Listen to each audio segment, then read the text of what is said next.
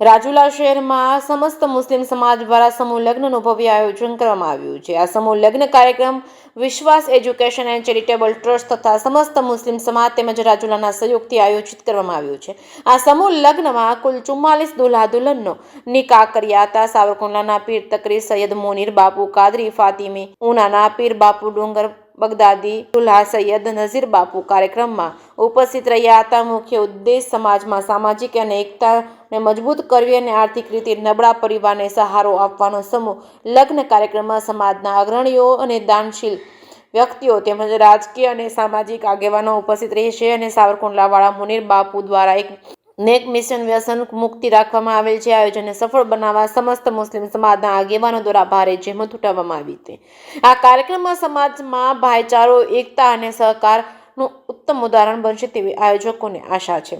જે કે સિંહ સાથે કાઉશાકનો જાફરાબાદ। આપનું નામ સાહેબ?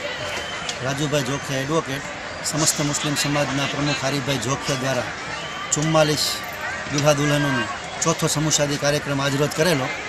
જે નિમિત્તે સૈયદી સરકાર મુનીર બાપુ સાવરકુંડલાવાળા પધારેલ, પીર બાપુ ઉનાવાળા પધારેલ, મહેબૂબ બાપુ અમરેલીવાળા પધારેલ તેમજ નજીર બાપુ ડુંગરવાળા તેમજ સમસ્ત અમરેલી જિલ્લાના એજ્યુકેશન ટ્રસ્ટના પ્રમુખ તથા સાવરકુંડલાના આગેવાનો, મુસ્લિમ સમાજના દામનગર, લાઠી, લીલિયા, લોટપુર વગેરે ગામના, જાફરાબાદ, ડુંગર ગામના આગેવાનો સમસ્ત મુસ્લિમ સમાજના જે કાર્યક્રમમાં હાજરી આપેલી અને 44 દુલ્હા દુલ્હનોના નિકાહ થયેલા અને તેનો જે તમામ સંપૂર્ણ ખર્ચ છે આજે કરિયાવરથી લઈ, જમણવારથી લઈ, મંડપથી લઈને તમામ સ્ટેજ પ્રોગ્રામથી લઈને તમામ ખર્ચ આજે ચોથા સમૂહ લગ્ન છે।